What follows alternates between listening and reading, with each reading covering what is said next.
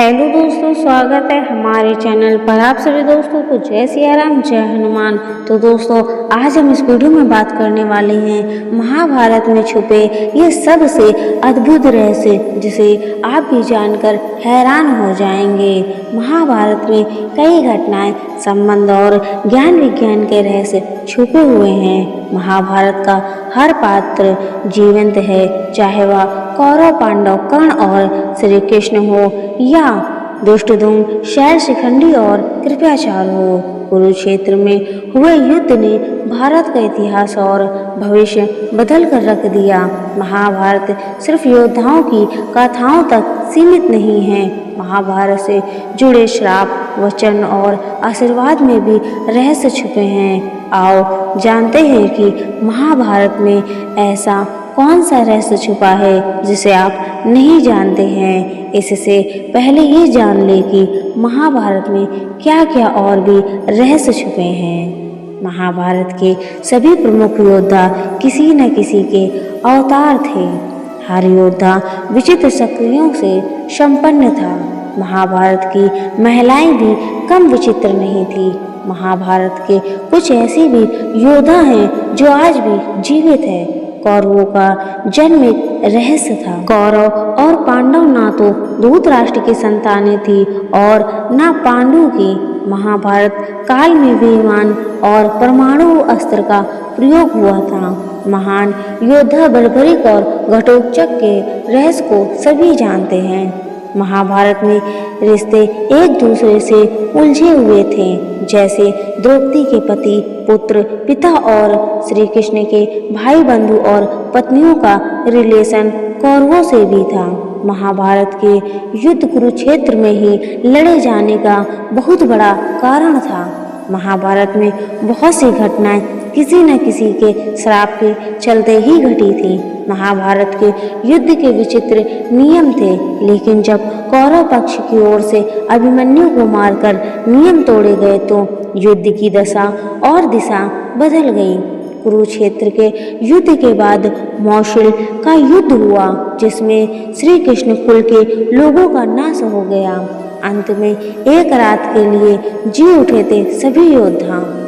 अब जानते हैं सबसे बड़ा और अद्भुत रहस्य। सबसे बड़ा रहस्य लाखों लोगों के शव को लेकर आज भी बरकरार है। कहते हैं कि महाभारत के युद्ध में कुरुक्षेत्र में इतना खून बहा कि वहां की मिट्टी का रंग आज भी लाल है। लेकिन अब सोचने वाली बात है कि उन लाखों योद्धाओं के शव का क्या हुआ। कहा जाता है कि जिस दिन जितने भी योद्धा मर जाते थे, उनमें से अधिकतर के शव उनके परिवारजनों को सौंप दिए जाते थे और बाकी शव वहीं पड़े रहते थे। युद्ध के अंत के बाद कहते हैं कि दुष्टा की आज्ञा से कुरुक्षेत्र की भूमि को जला दिया गया था, ताकि किसी भी योद्धा का शव न बचे। दूसरा रहस्य, यहाँ की प्रतिदिन लाखों लोगों के लिए युद्ध भूमि के पास ही लगे एक शिविर में भोजन बनता था। युद्ध की शुरुआत के पूर्व के दिन लगभग 45 लाख से अधिक लोगों का भोजन बना। इसके बाद प्रतिदिन जितने योद्धा मर जाते थे, उतना भोजन कम कर दिया जाता था।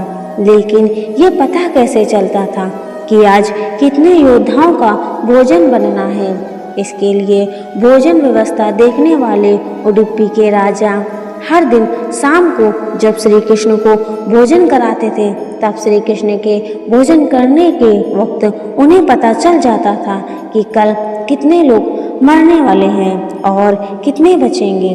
कहते हैं कि इसके लिए श्री कृष्ण प्रतिदिन उबली हुई मूंगफली या चावल खाते थे।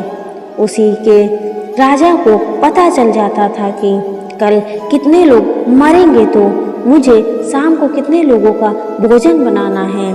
इस तरह श्री कृष्ण के कारण हर दिन सैनिकों को पूरा भोजन मिल जाता था और अन्न का एक दाना भी व्यर्थ नहीं जाता था। रहस्य नंबर दूसरा, बगैर रुके लिखा गया महाभारत ग्रंथ की रचना महर्षि वेदव्यास ने की थी, लेकिन इसका लेखन भगवान श्री गणेश ने किया था। भगवान श्री गणेश ने इस शर्त पर महाभारत का लेखन किया कि महर्षि वेद व्यास बिना रुके ही लगातार इस ग्रंथ के श्लोक बोलते रहेंगे। तब महर्षि वेद व्यास ने भी एक शर्त रखी कि मैं भले ही बिना सोचे समझे बोलूं, लेकिन आप किसी भी श्लोक को बिना समझे लिखे नहीं। बीच बीच में महर्षि वेद व्यास ने कुछ ऐसे श्लोक बोले जिसे समझने में श्री गणेश को थोड़ा समय लगा, और इस दौरान महर्षि वेद व्यास अन्य श्लोकों की रचना कर लेते थे। इसके बाद महाभारत ग्रंथ का वाचन सबसे पहले महर्षि वेद व्यास के शिष्य वैशंपायन ने राजा जन्मेजय की सभा में किया था। राजा जन्मेजय अभिमन्यु के पुत्र तथा परीक्षित के पुत्र थे। इन्होंने ही अपने पिता की मृत्यु का बदला लेने के लिए सर्प यज्ञ करवाया था। नंबर 3, बाद में श्री चरणों में संग्रहित किए गए श्लोक कहते हैं कि कालांतर में इस महाभारत को 3 चरणों में संग्रहित किया गया। पहले चरण में 8,800 श्लोक, दूसरे चरण में 24,000 और तीसरे चरण में 1,00,000 श्लोक वेद व्यास की महाभारत के अलावा अंडाकार ओरिएंटल रिसर्च यूनिवर्सिटी पुणे की संस्कृत महाभारत सबसे प्रमाणिक मानी जाती है। अंग्रेजी में संपूर्ण महाभारत 2 बार अनुदित की गई थी। पहला अनुवाद 1883 से 1896 के बीच केसारी मोहन गांगुली ने किया था, और दूसरा मनमथनाथ दत्त ने 1895 से 1905 के बीच। 100 साल बाद डॉक्टर देवराय तीसरी बार संपूर्ण महाभारत का अंग्रेजी में अनुवाद कर रहे हैं। नंबर 4, 28वें वेद व्यास ने लिखी थी महाभारत। ज़्यादातर लोग जानते हैं कि महाभारत को वेद व्यास ने लिखा है, लेकिन यह अधूरा सच है।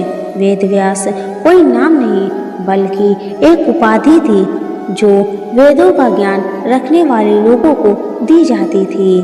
कृष्ण द्वैपायन से पहले 27 वेद व्यास हो चुके थे, जबकि वे खुद 28वें वेद व्यास थे। उनका नाम कृष्ण द्वैपायन इसलिए रखा गया क्योंकि उनका रंग सांवला कृष्ण था और वे एक द्वीप पर जन्मे थे। नंबर 5, 18 के अंक का रहस्य। महाभारत युद्ध में 18 की संख्या का बहुत महत्व है। महाभारत की पुस्तक में 18 अध्याय हैं। श्री कृष्ण ने कुल 18 दिनों तक अर्जुन को ज्ञान दिया। श्री कृष्ण के कुल के 18 समुदायों ने ही मथुरा से पलायन किया था। 18 दिन तक ही युद्ध चला। गीता में भी 18 अध्याय हैं। कौरवों और पांडवों की सेना में भी कुल 18 अक्षौणी सेना थी, जिसमें कौरवों की 11 और पांडवों की 7 अक्षौणी सेना थी। इस युद्ध के प्रमुख सूत्रधार भी 18 थे। इस युद्ध में कुल 18 योद्धा ही जीवित बचे थे। इस युद्ध के प्रमुख सूत्रधार 18 ही थे। नंबर 6, प्रमुख सूत्रधार और बच गए योद्धा 18 थे। धृतराष्ट्र, दुर्योधन, दुशासन, कर्ण, शकुनी, भीष्म, द्रोण, कृपाचार्य, अश्वत्थामा, कृतवर्मा, श्री कृष्ण, युधिष्ठिर, भीम, अर्जुन, नकुल, सहदेव, द्रौपदी एवं विदुर। महाभारत के युद्ध के पश्चात कौरवों की तरफ से 3 और पांडवों की तरफ से 15 यानी कुल 18 योद्धा ही जीवित बचे थे, जिनके नाम हैं कौरव के कृतवर्मा, कृपाचार्य और अश्वत्थामा, जबकि पांडवों की ओर से युयुत्सु, युधिष्ठिर, अर्जुन, भीम, नकुल, सहदेव, कृष्ण आदि लाखों लोगों के मारे जाने के बाद लगभग 24,165 कौरव सैनिक लापता हो गए थे। माना जाता है कि महाभारत युद्ध में एकमात्र जीवित बचा कौरव युयुत्सु ही था। नंबर 7, महाभारत के प्रमुख श्राप। जैसे पूर्व जन्म में राजा शांतनु महाभीष्म थे, ब्रह्मा की सेवा में वे उपस्थित थे। तब वे गंगा पर मोहित होकर उसे एकटक देखने लगे। तब ब्रह्मा ने उन्हें मनुष्य योनि में दुख झेलने का श्राप दे दिया। इसके बाद वशिष्ठ ऋषि ने 8 वसुओं को मनुष्य योनि में जाने का श्राप दिया था। जिसमें से एक गंगा पुत्र देवव्रत अर्थात भीष्म पितामह भी थे। अम्बा के श्राप ने भीष्म को उनके अंत का शाप दिया था। पांडु को ऋषि के दंत ने सहवास के दौरान मर जाने का श्राप दिया था, इसीलिए पांडु के कोई पुत्र नहीं हुआ। सभी पांडव देवताओं के पुत्र हैं। कर्ण को परशुराम ने श्राप दिया था, अर्जुन को उर्वशी ने श्राप दिया था, श्री कृष्ण को गंधारी ने श्राप दिया था, अश्वत्थामा को श्री कृष्ण ने श्राप दिया था, महर्षि मैत्रेय ने दुर्योधन को श्राप दिया था, द्रौपदी ने घटोत्कच को श्राप दिया था, दुर्वासा ऋषि ने श्री कृष्ण के पुत्र शाम्ब को श्राप दिया था, युधिष्ठिर ने दिया था सभी स्त्रियों को यह श्राप कि उनके पेट में कोई बात नहीं टिकेगी। व्यास जी ने काशी नगरी को दिया श्राप, मांडव्य ऋषि का यमराज को श्राप, द्रौपदी ने कुत्तों को दिया श्राप, अंत में राजा परिषद को शमीक ऋषि ने श्राप दिया था। अंत में श्री कृष्ण की बातें। श्री कृष्ण और 8 का अंक। भविष्यवाणी के अनुसार विष्णु को देवकी के गर्भ से श्री कृष्ण के रूप में जन्म लेना था, तो उन्होंने अपने 8वें अवतार के रूप में 8वें मनु व्यवस्था के मांतर के 8वें द्वापर में भाद्रपद के श्री कृष्ण पक्ष की रात्रि के 7 मुहूर्त निकल गए और 8वां उपस्थित हुआ। तभी आधी रात के समय सबसे शुभ लगन उपस्थित हुआ। उस लगन पर केवल शुभ ग्रहों की दृष्टि थी। रोहिणी नक्षत्र तथा अष्टमी तिथि के संयोग से जयंत्री नामक योग में लगभग 3112 ईस्वी पूर्व अर्थात आज से 5126 वर्ष पूर्व को हुआ था। ज्योतिषों के अनुसार रात 12 बजे उस वक्त शून्य काल था। इसीलिए श्री कृष्ण के 8 पत्नियां थीं। उनके जीवन में 8 नगरों का महत्व ज्यादा रहा। मथुरा, गोकुल, गोवर्धन, वृंदावन, अवंतिका, हस्तिनापुर, द्वारिका और प्रभास क्षेत्र। युद्ध को सिर्फ श्री कृष्ण ने संचालित किया था। महाभारत की प्रत्येक घटना को श्री कृष्ण ही संचालित करते हुए नजर आते हैं। दुर्योधन को माता के समक्ष निर्वस्त्र जाने से रोकना, कर्ण के कवच कुंडल को इंद्र द्वारा दान में मांग लेना, बर्बरीक से दान में उनका शीश मांग लेना और युक्त पूर्वक कर्ण